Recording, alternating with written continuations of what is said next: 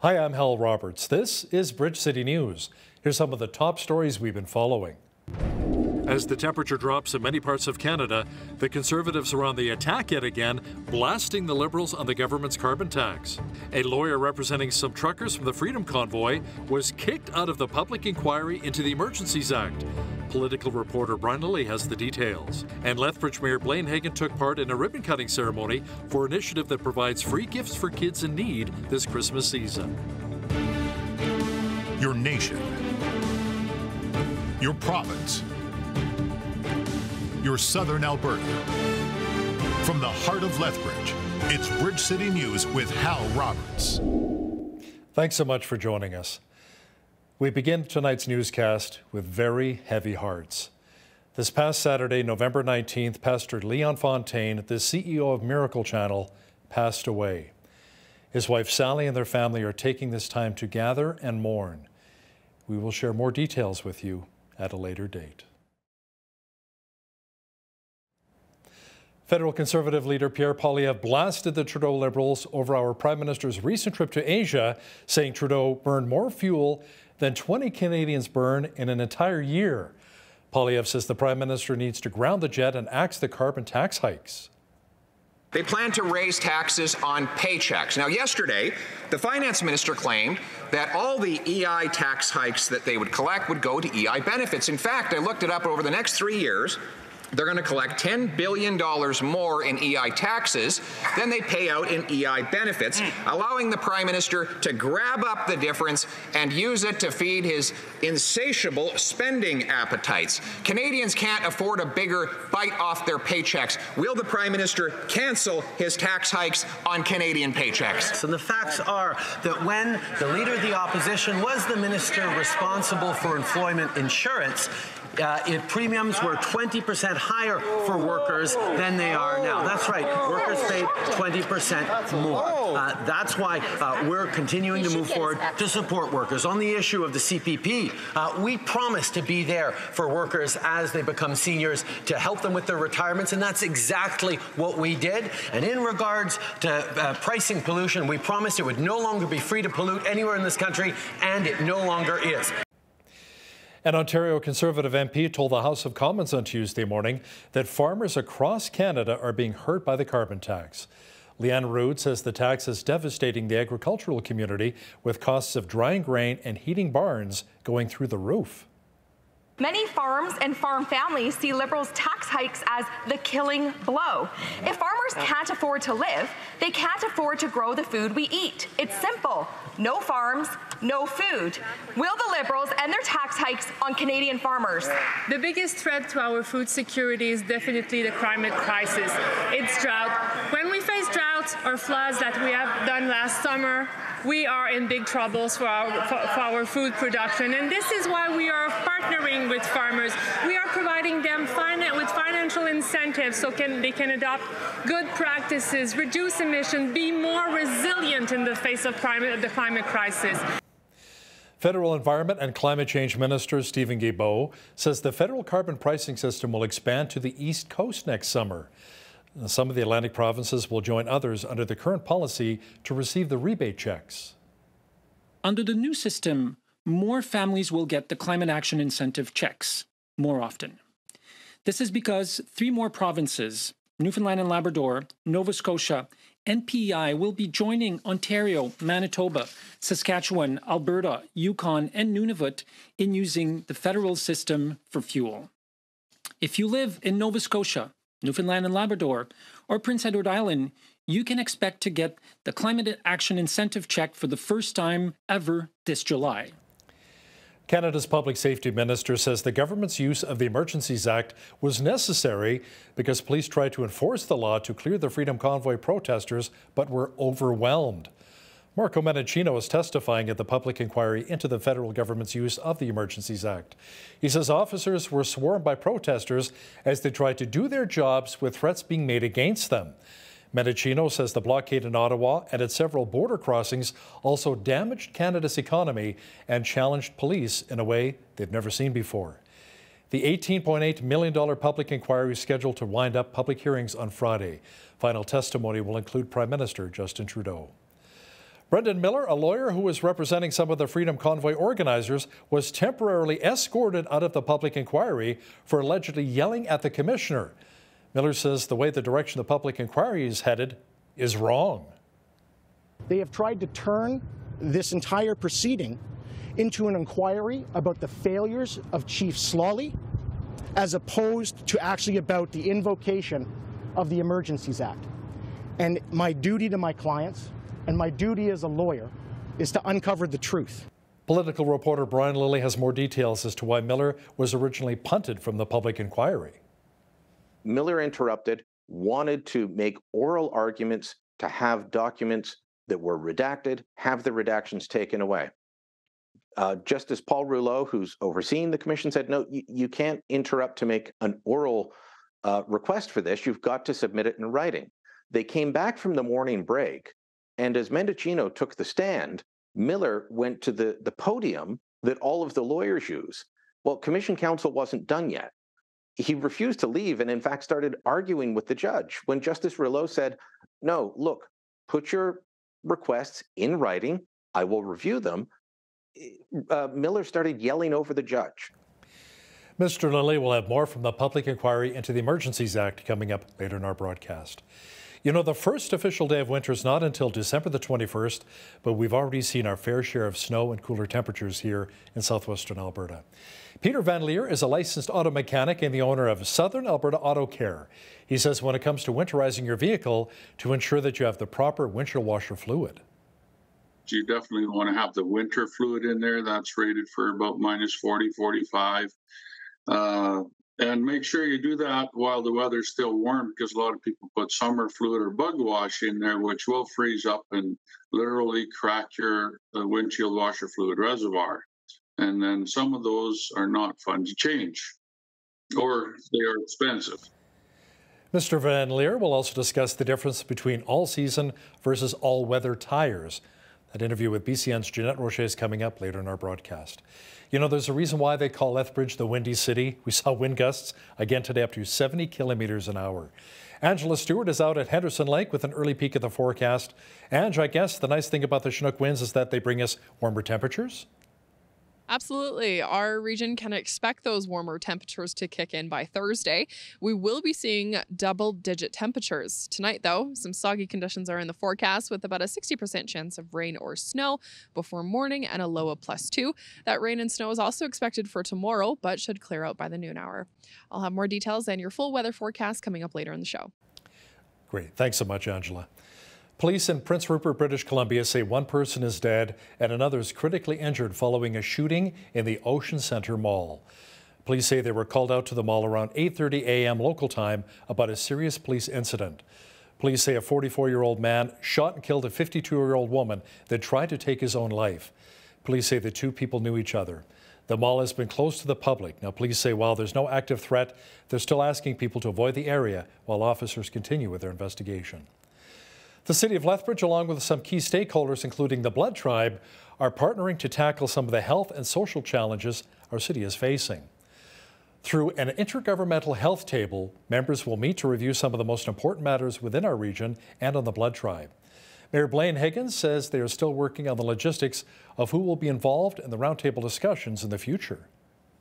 This is really in its infancy, this roundtable. So this bucket list that was talked about, we're going to, sit down and be able to discuss some of the different challenges that we're facing, who could be part of those possible solutions to the challenges that we face. And so that is something going forward. At this time, it's again in its infancy, but we look forward to working with all community members.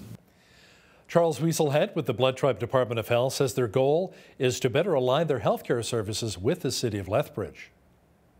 It's often a concept that one community is not going to be able to tackle the issue of homelessness, of addiction, and mental health, So fortunately, we have willing partners with the province of Alberta and the ministers that are here with us today, along with the City of Lethbridge with the Alberta Health Services, that we're going to team up together. We're going to share resources. We're going to share, our education and awareness of the issues and problems that have been we've been plagued with for so many years. Officials say they're excited to begin discussions and to work collaboratively very soon. The city of Lethbridge also announced that the Lethbridge Animal Shelter is over capacity. Officials say the overcrowding is a result of pets not being claimed when brought to the facility. Community Animal Services is managing the shelter, and because it is over capacity, pet surrender intakes have been suspended for now. Officials say this trend is being seen across the province and not just here in our city. Officials are asking if you see a stray pet in your neighborhood to try and locate the owner before turning it over to Animal Care Services. Children and families in need during the Christmas holiday season now have access to their favorite toys that they otherwise may not have been able to afford. The Shop of Wonders is a toy shop where children can handpick their very favorite items for free. As BCN's Micah Quinn explains now, a ribbon-cutting ceremony was held on Monday evening by Mayor Blaine Hagan and officials from My City Care, who say this year is going to be extra special for the kids who need it the most.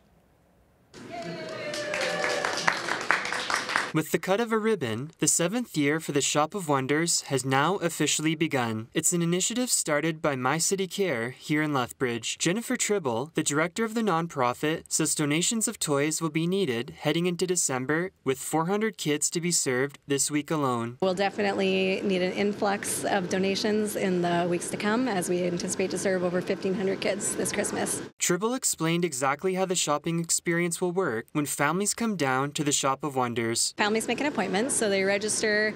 They have a personal shopper that comes with them and helps them actually do the shopping experience. They get to pick from stocking stuffers. They get to pick a couple gifts that we kind of call elf gifts, so they're gifts that are under $15, and then they get to pick one Santa gift per child. So we kind of help them navigate that process. There's free gift wrapping services available, and we host them, and they get hot chocolate, and it's a really fun experience for the whole family. Lethbridge Mayor Blaine Hagan compared walking into the Shop of Wonders to traversing Santa's workshop. Hagan says issues like inflation and the rising cost of living have continued to hamper families as of late, and programs like the Shop of Wonders do great things to help those who are less fortunate in our community. Now more than ever we're seeing a lot more people use the services that are within our community, the food banks, and things like this. It's changed so much, and the population is, with the rising costs and inflation and just the cost of food and transportation, fuel, etc. It's something else that is there to help those in need. Families can register for the Shop of Wonders through the month of December, with a tentative end date of December 17th. For more information on the program, you can visit the My City Care Lethbridge website. For Bridge City News,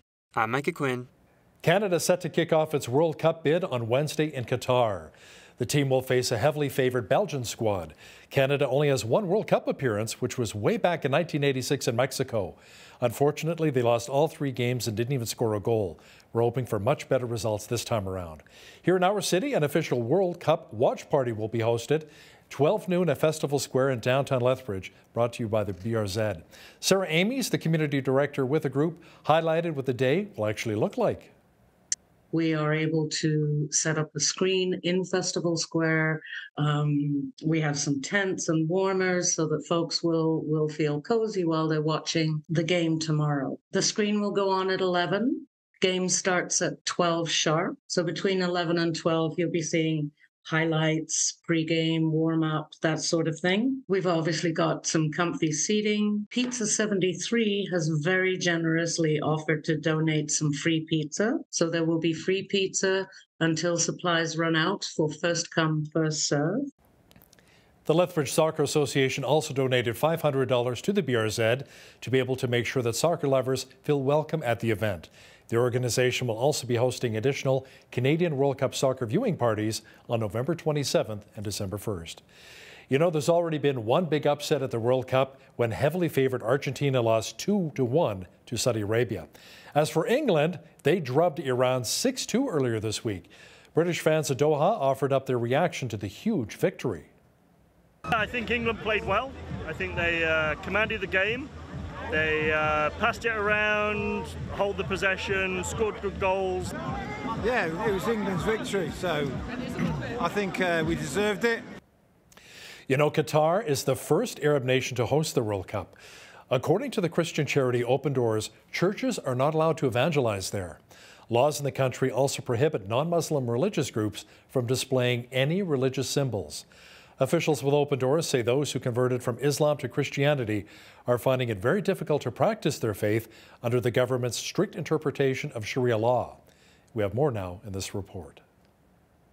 The world's eyes are here in Qatar to see the best football on the planet. The World Cup is sport in its purest form, a global community across languages and cultures. It's a beautiful vision for the beautiful game. And yet, this celebration has a dark side.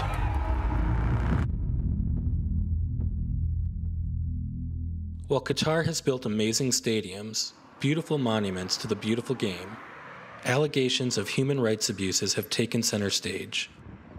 It's widely reported that these incredible stadiums caused the deaths of dozens of migrant workers.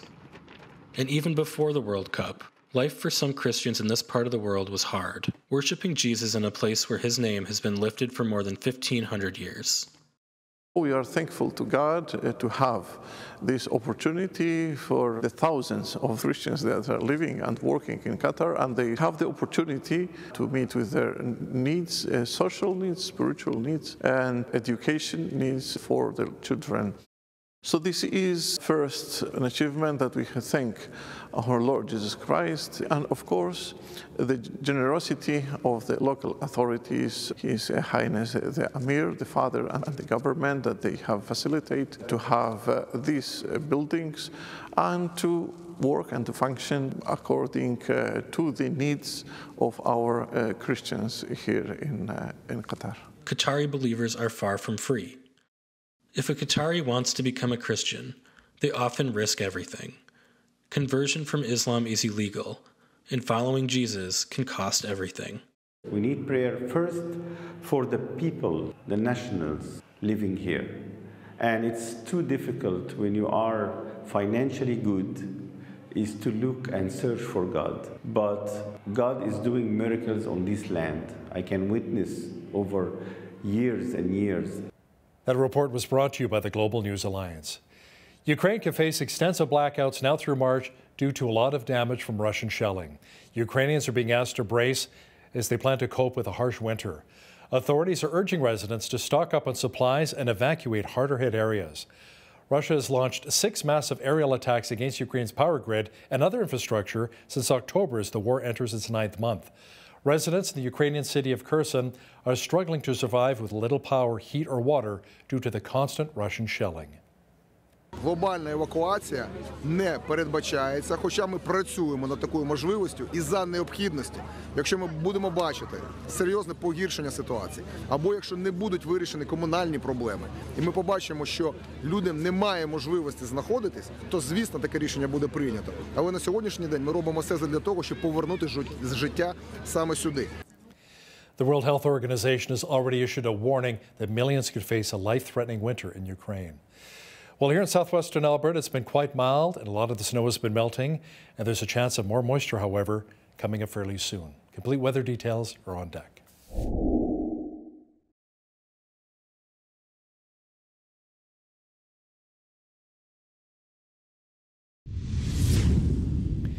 We've seen above seasonal values for this time of year, but it's also been quite windy. Angela Stewart is out in the field at Henderson Lake with all of the weather details. Angela, the wind may be leaving soon, and the snow mixed with rain may be arriving? That's right, Hal. We saw gusts between 50 to 70 Ks here in Lethbridge. The wind should die down later tonight. There's also a chance of snow mixed with rain, developing with a low near +1. Wednesday, we can expect a chance of rain or even snow in the morning, but will clear by the noon hour, reaching a high of 5 degrees for the day. By Thursday, though, warmer temperatures, 10 degrees and sunshine. Friday, look at those temperatures, 12 degrees for the high and sunny skies. Saturday, a high of 4 and sunshine. Sunday, dropping to -1 for the day and a mix of sun and cloud. Now, back to work on Monday, expect about a 30% chance of snow and a high of -6 for the day. 2 degrees is the average high for this time of year, -8 the average low. 18 degrees was our highest temperature recorded back on this day in 1954. It was -30 back in 1985. Now the sun rose at 7:54 and set at 4:41, giving us just 8 hours and 47 minutes of daylight today. When we look at temperatures across the country now for Wednesday, pretty soggy conditions on the coast. There's a chance of showers and a high of 9 degrees expected in Victoria. The same can also be said for Vancouver, a chance of rain and a high of 9 for the day. Now, there's a different story in Calgary for Wednesday. There's a chance of snow in the forecast and a high of 0. 4 degrees, the high in Edmonton tomorrow. Clearing early in the morning. Now looking to the rest of the prairies in Saskatoon, clearing in the afternoon with winds gusting to 20 km, sometimes even gusting to 40 near noon, and a high of 1. Regina, a chance of rain, but that rain can turn into snow with a high of 2 for the day. As we move further east now into Winnipeg, sunny skies and a high of 1. Keep in mind that wind chill will be quite cold in the morning, -14, but will drop to -7 in the afternoon. To the central part of the country now, Toronto mainly sunny and 6 for the high. Ottawa, a chance of snow and about a 40% chance, a high of 3 degrees. Montreal, clearing in the morning and a high of +2. Fredericton, a mix of sun and cloud and 1 for the high. Halifax, a chance of showers in the morning, changing to a mix of sun and cloud in the afternoon. 3 degrees for the high there tomorrow. Charlottetown, chance of rain or even snow with a high of 1 for the day. St. John's, a chance of snow in the late morning and early afternoon with a high of 2 degrees. And that's a look at your full weather forecast from Henderson Lake here in Lethbridge.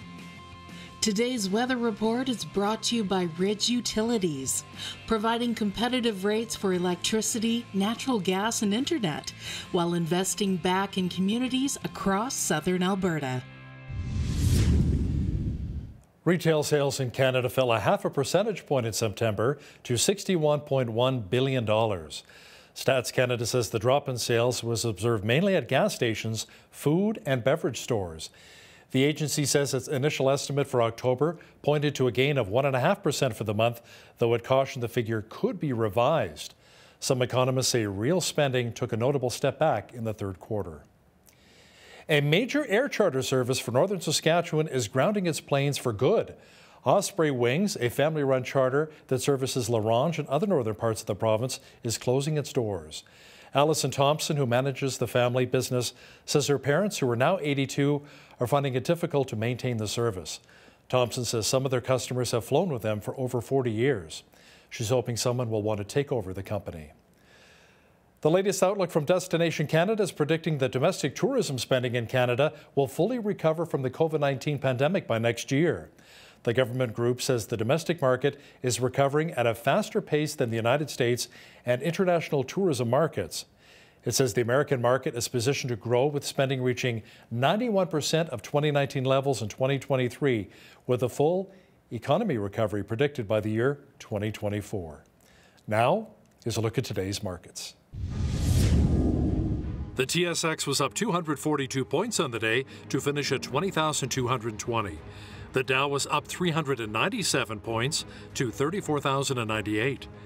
The S&P 500 was up 53 on the day to 4,003, and the Nasdaq was up 149 points to 11,174. West Texas Intermediate Oil was up 91 cents to $80.95 U.S. per barrel. Natural gas was even on the day at $6.78 U.S. Gold was up 13 cents to $17.40.39 U.S. an ounce, and silver was up a cent to $21.09 U.S. an ounce. Feed wheat is at $12.92 per bushel, barley's at $9.90, canola's at $19.05, and corn is at $11.81 per bushel. Live cattle were up 25 cents to $153.80. Feeder cattle January contract was down 95 cents to $181.68, and lean hogs were up 45 cents to $84.25.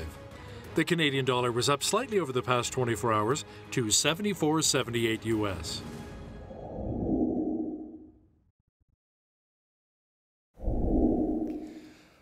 Recapping one of our top stories, this past Saturday, November 19th, Pastor Leon Fontaine, the CEO of Miracle Channel, passed away.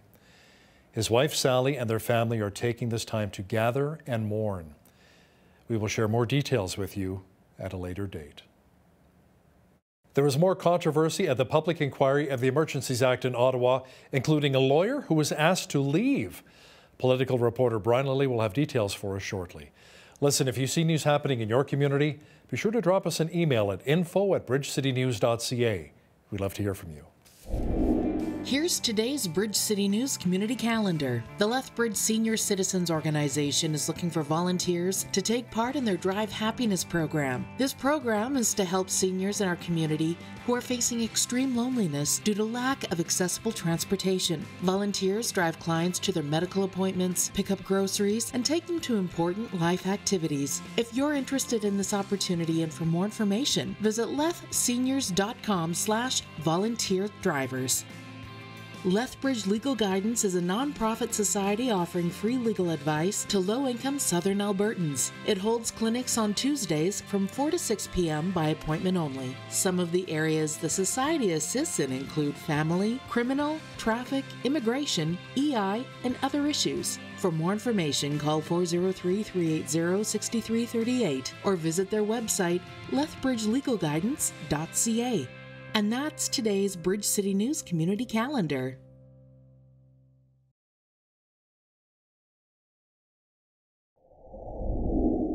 The public inquiry into the Emergencies Act continues in our nation's capital. Political reporter and Toronto Sun columnist Brian Lilly has been following this closely and the way it's been unfolding. Brian joins us now from Toronto. Brian, the Trudeau government is engaged in a full-court press to show that there is a broader definition of when the Emergencies Act can be invoked beyond what the law actually said. Is the law not fairly clear in this regard? The law is very clear, Hal. I'm having a lot of pushback from supporters of the government saying, oh, no, it's clear that this was allowed. And they point to Section 3. If public health and safety are in danger, this can be a national emergency. But you've got to keep reading in the Act, because what the Trudeau government invoked is a public order emergency. And that's clearly defined as something that is a threat to national security as defined by Section 2 of the CSIS Act. And so we've been hearing for a week now from various senior public servants about, was there a threat to national security? And they'd say, well, we looked at it differently. It started with Rob Stewart last week, the then Deputy Minister of Public Safety, Marco Mendicino's right-hand man, Jody Thomas, the head of the National Security Advisor to the Prime Minister. Then it was Janice Charette, the clerk of the Privy Council, then David Vino, the head of CSIS. Now we're on to ministers. So we've heard from Bill Blair to this effect, from Public Safety Minister Marco Mendicino. They're saying, well, yes, the CSIS definition says this, but we looked at it in a broader context. And I don't know what that broader context is. Now, you and I recently chatted about how the director of CSIS, David Vigneault, said that the convoy didn't meet the legal threshold, warned the government about invoking the act could be dangerous, but then advised them to do exactly that? Yeah, it's very bizarre, because the official report from CSIS to the government on February 13th, the one that went to the incident response group, the one that went to cabinet, we don't know if they actually reviewed it, but it was sent to them. It went through the CSIS Act definition of a threat to national security on all 5 points and said it does not meet the threshold here. So it didn't meet the threshold on foreign financing. It didn't meet the threshold at 2C, which is the one that they've spent most of the time talking about, which is the threat of either real physical violence or a threat of physical violence in some way. He said it didn't meet that. He also warned that if you invoke this, it will drive more people towards extremism. And his rationale for that, I think, is quite interesting, because he said, right now people are protesting. If you shut them down and say you can't even protest, some people might say, well, what's the point of protesting anymore? Let's just go to violence. That was his worry. But what we just found out on Monday was Vino also said, well, as a national security advisor to you, Prime Minister, I think you should invoke the act. And when he was asked, how do you come to that? How was the statutory requirement met? Statutory requirement being, as I said, can't be dealt with any other law. National emergency that's a threat to the security of Canada, as defined in the CSIS Act. Even Vino, the head of CSIS, said, I looked at it in a broader context. We weren't confined by the definition. The law confines Parliament by the definition. And they're saying they don't have to listen to that definition any longer. Now, Public Safety Minister Marco Mendicino was asked about the advice he received from RCMP Commissioner Brenda Leckie that the Emergencies Act was not needed. Now, he was asked specifically about her memo. What did he say? It was both fascinating and frustrating to listen to. We had originally heard, this is an interesting point from the commission. We had originally heard that she had sent this after midnight on February 14th, so early hours of the morning. Turns out that a lot of these memos, the way they were collected, I'm saying this to correct the record that's been out there, they were timestamped Greenwich Mean Time. She actually sent this memo before cabinet met at 8:30 on Sunday, 8:30 at night on Sunday, February 13th. I was watching the Sunday night football game. I remember getting the messages that this was going down. She told them that she didn't think all tools had been exhausted, that the Ontario emergency legislation, which doesn't go as far as the federal act, gave them new tools, that there was a plan in place, and that they wanted to execute. Mendicino just said, well, I can't recall. I saw this memo at some point, but I don't know when. And he was asked, well, did you take it to cabinet? I can't recall. He's like that stereotype of the person pleading the fifth or just sitting before a U.S. Senate committee saying, Senator, I cannot recall. It was too much of that. But he was willing to give long, drawn-out stories about how Brenda Leckie was really concerned about Coots, and what was driving him was her feelings about Coots. I'm sorry, you don't invoke the act based on feelings. The commissioner's written words were, this isn't needed. We have the tools to do this. We're going to do it. So the CSIS official report said don't do it. The RCMP's official report said don't do it. The Ontario Provincial Police, the Ottawa Police, all said we don't need this. They invoked it anyway, and they're going back to that broader definition. Yeah, you need to invoke it based on facts, not feelings. Brian, all of these government officials have said there's a broader definition of what constitutes a threat to national security. That's what's in the legislation. Has anyone actually looked into the broader definition?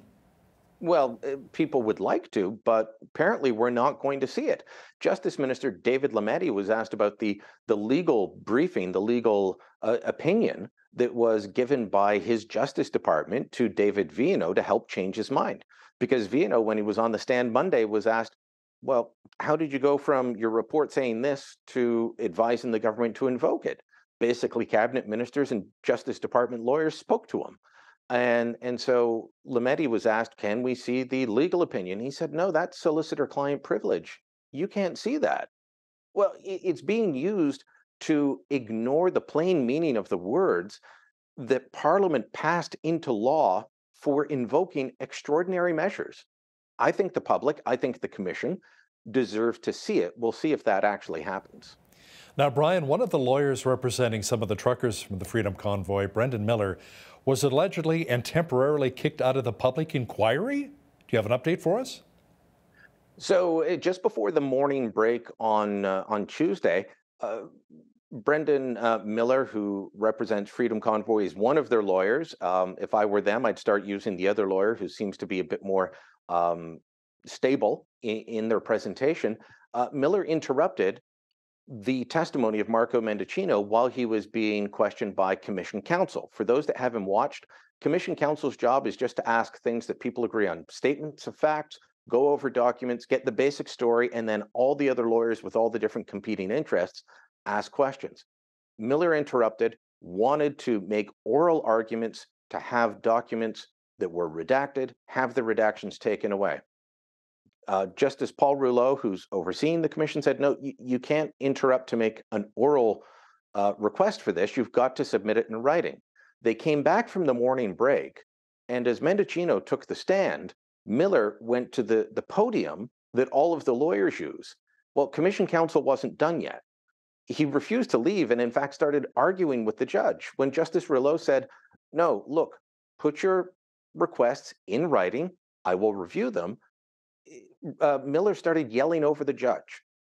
This may sound great to some people, but if you've ever been in a court, the quickest way to be thrown out is to yell at a judge.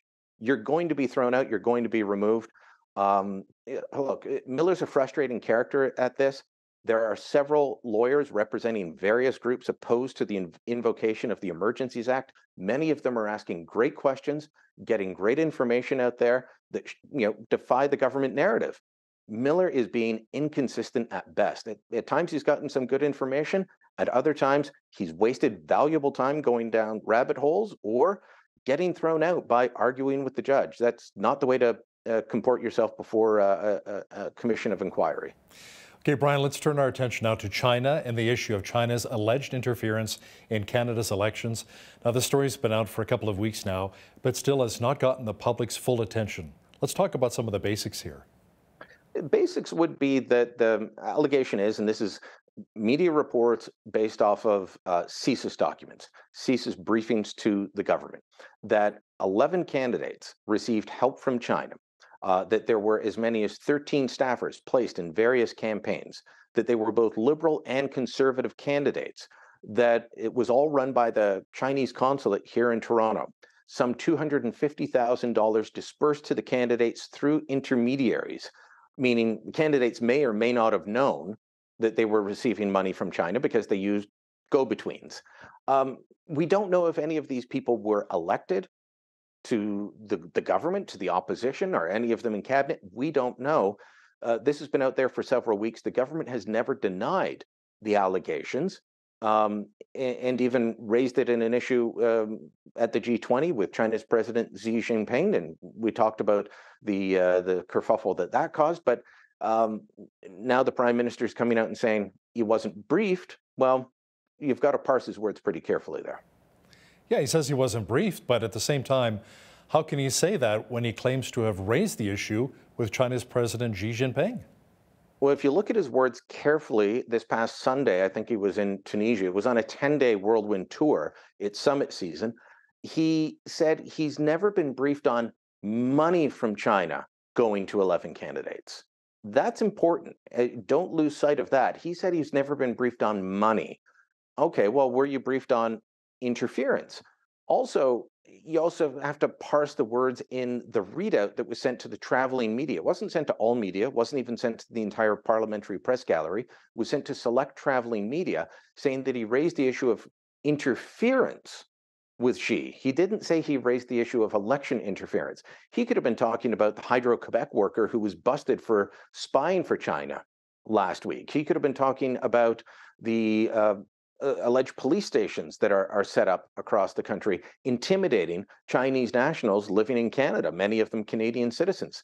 So it could have been any of that, but his office definitely played it up as if it was him raising the issues raised in this global report about China's election interference and the money. Why he waited 2 weeks to say, I've never been briefed on the money, when he was asked about it multiple times, his ministers were, it's mind-boggling. I can't figure it out, Hal. But it doesn't look good for the government either way. We need more answers, and I think he's in an uncomfortable position right now. Now, you mentioned some of that money from China allegedly made its way to some of the Tory candidates. Has Conservative leader Pierre Poilievre been questioned about this? He has, and he said he doesn't know who they are, but he wants a full parliamentary committee investigation. So he called for that immediately, the day this report came out. Trudeau was waffling. He was saying, we've got bad actors out there, including China, but what was very vague. Poilievre said immediately, this needs to be investigated. We need to know who did it. He wanted a committee to look into it. So the House Procedures Committee is going to be looking into this. They're going to be investigating.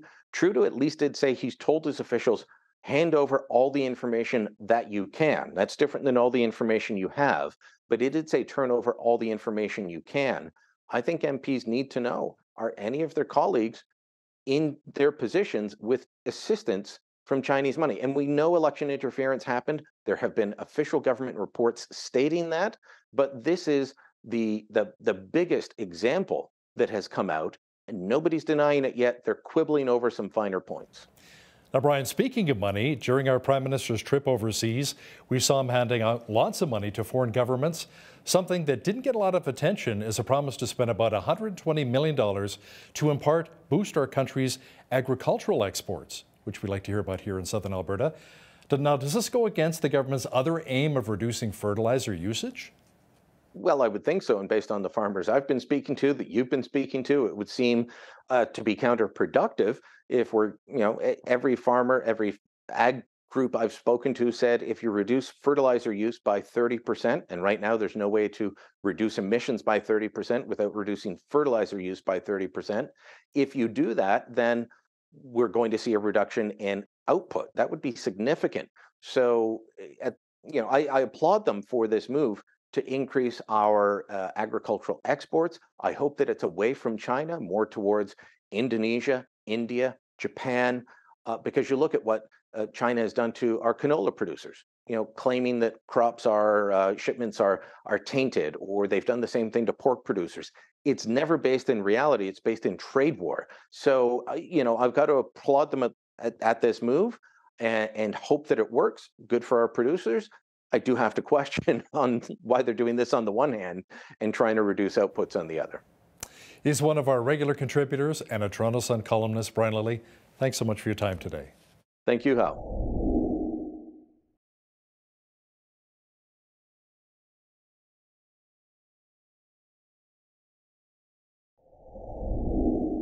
Well, winter has arrived with a vengeance in some parts of Canada anyway, and sometimes we lag a bit behind in properly preparing our vehicles to deal with those winter weather conditions. The result can be simply inconvenient, and other times it can just be downright dangerous. Joining us for some timely advice on this is Peter Van Leer. He is a licensed mechanic and owner of Southern Alberta Auto Care, located just outside of Lethbridge. Welcome to Bridge City News, Peter. Great to have you on today. Well, thank you very much, and it's an honor to be able to do this. Oh, wonderful. Well, first thing that comes to mind with winter, obviously, is snow and ice, which is usually what reminds us that it might be a good idea to get some winter tires on our vehicles. But some drivers say that they're just fine with those all-season tires. So can you maybe explain why winter tires are better than those all seasons? Well, let's talk about tires for a few moments then. Of course, a good winter tire would be your best option, but there are some people that don't have an option to store summer tires in the winter or winter in the summer. So another option that's really good would be an all-weather tire. And one of the reasons being that a winter tire is 3 peak snow mountain rated, so you can legally drive through the mountains.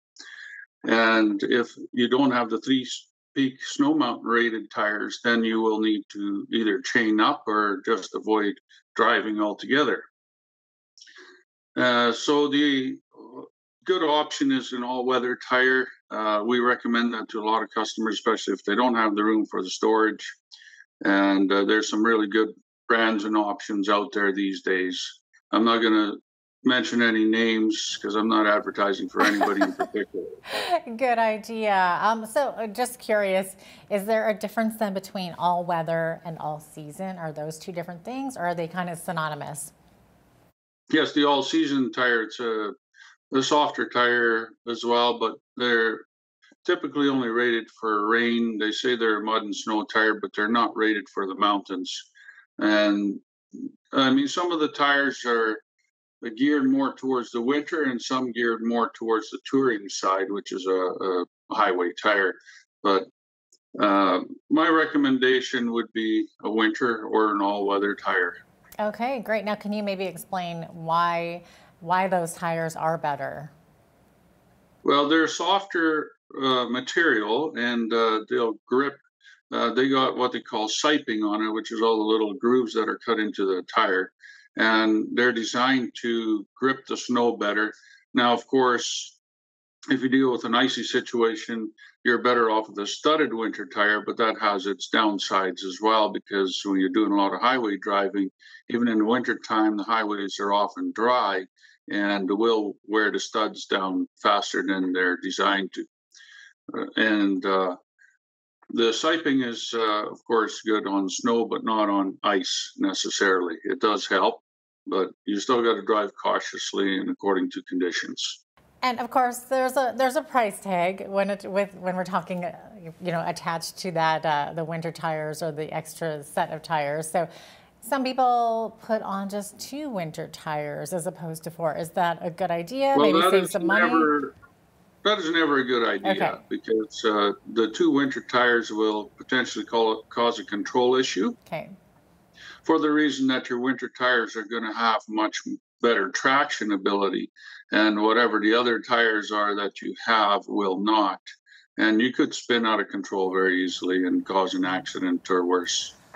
Okay, so good to keep that in mind. That is a very bad idea. We always replace them in sets of 4 on a winter or an all-weather tire.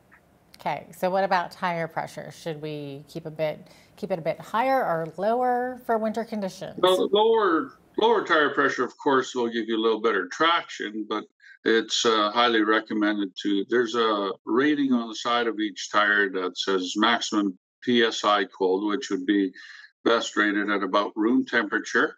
And it's better to keep your tires inflated at that. Now, as the temperatures get colder, sometimes people say, well, it looks like my tires are low, and that's simply because of the contraction of the air because of the cold. And then when they're hot, they expand. Yeah, for sure. So, freezing cold temperatures, not exactly a friend to starting your vehicle. So how do we know when it's time to get that battery replaced? Well, it's something that we can always do. We can test the batteries, of course, for strength, but batteries are known to fail without warning. And they can do that one day, you'll start it up fine, and then next morning or so, you'll go to start it and it won't do anything or it'll barely make a noise. Of course, with the colder temperatures brought on, your battery power, the available power to starting the vehicle is significantly less. So if you can get a battery warmer or a trickle charger on there, that'll be very advantageous because it keeps the temperature of the battery up a little higher. Mm-hmm. And of course, many drivers, especially in the colder climates, plug in their engine block heater overnight to help for a better start in the morning. So any advice on how long this needs to be plugged in for, or at what temperatures you should be doing this? Well, different vehicles will have a different block heater setup. So if you got a block heater setup that's thermostatically controlled, you could leave it plugged in at all times.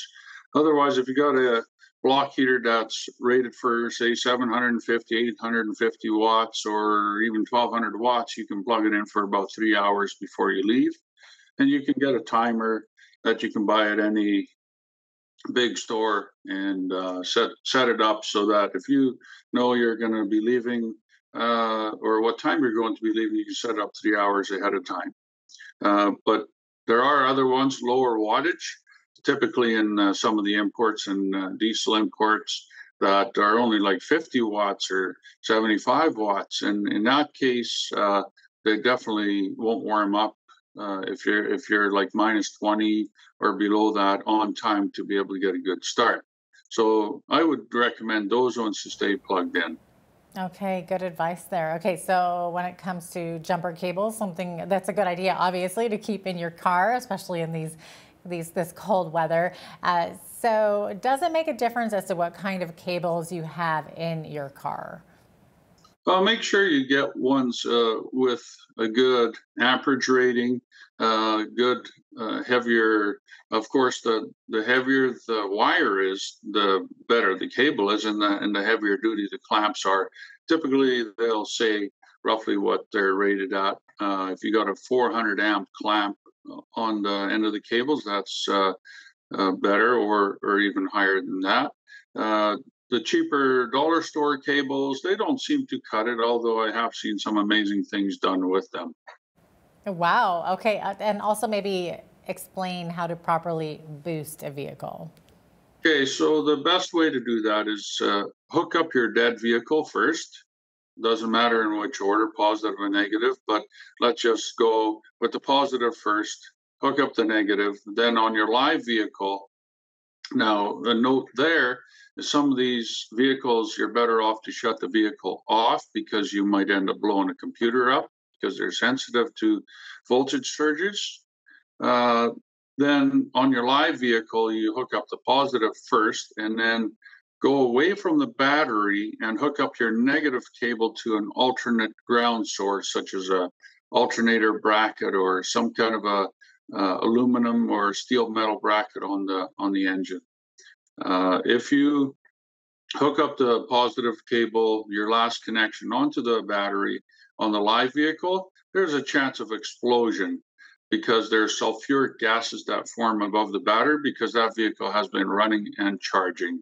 And so if you get the oxygen and that sulfuric gas mixture just correct, you don't want to live to tell about that one. No, we definitely don't want any explosions, that's for sure. Okay, so Peter, how do we determine if our antifreeze level is at the proper level and if it's at the right mixture to prevent freezing at extreme temperatures?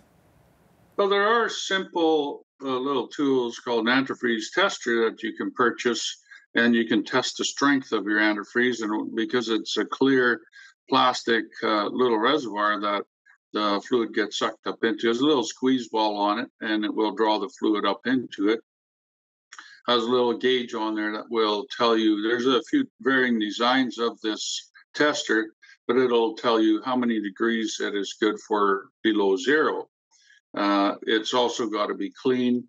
It's also good to make sure that your different additives are up to par in the antifreeze. So if you've gone past 5 years, typically it's good to drain as much out as you can and replenish it, just to replenish the additives in your coolant. Okay, let's talk about wiper blades. Should vehicles have different wiper blades for winter? Not to mention, of course, windshield washer fluid. Very important. Right. Well, definitely. Windshield washer fluid, we'll start with that. You definitely want to have the winter fluid in there. That's rated for about minus 40, 45. And make sure you do that while the weather's still warm, because a lot of people put summer fluid or bug wash in there, which will freeze up and literally crack your windshield washer fluid reservoir. And then some of those are not fun to change. I bet. They are expensive. Yeah, for sure. Windshield wipers, it's good to have a good winter wiper blade or a monolithic blade, which is a blade that's got no extra hinges or anything on it. And because otherwise it'll ice up and it'll not contour your windshield correctly.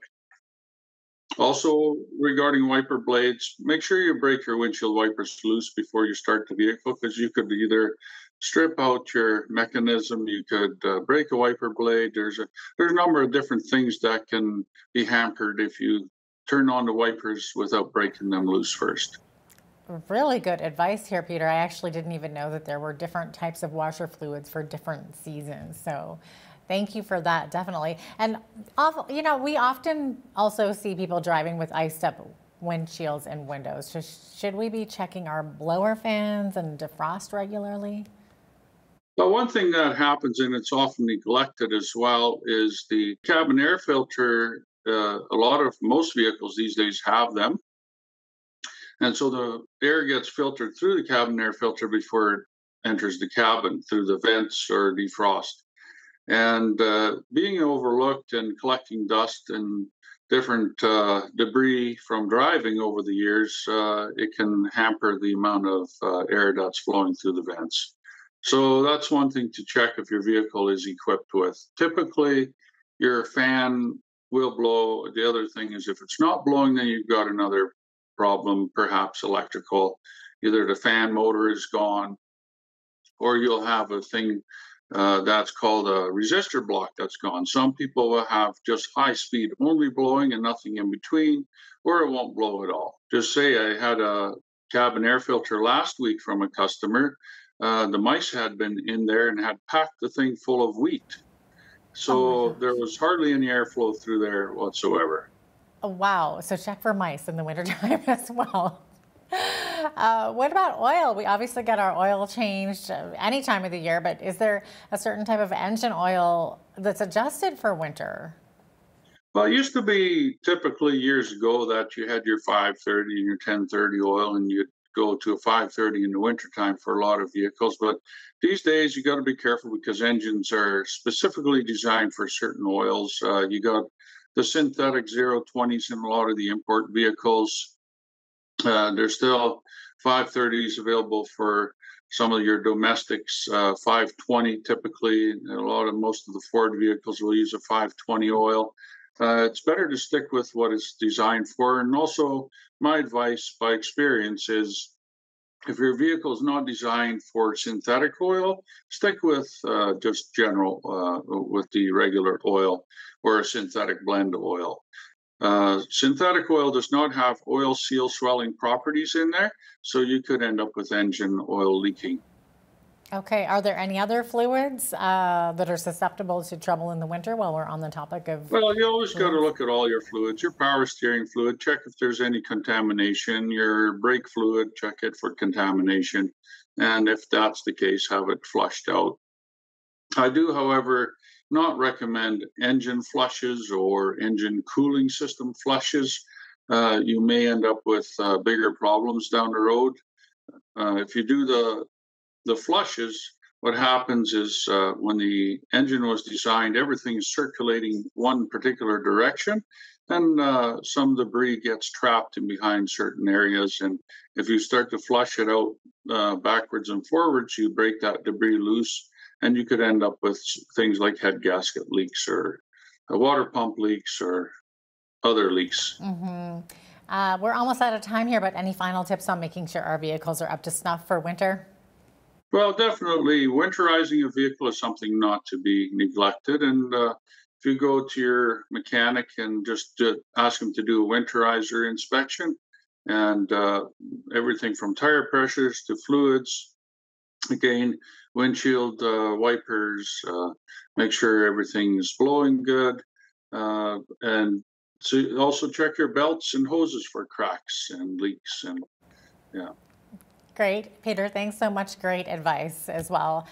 Peter Van Leer is the owner of Southern Alberta Auto Care, located just outside of Lethbridge. I'm Jeanette Rocher on behalf of all of us here at Bridge City News. Thanks for watching.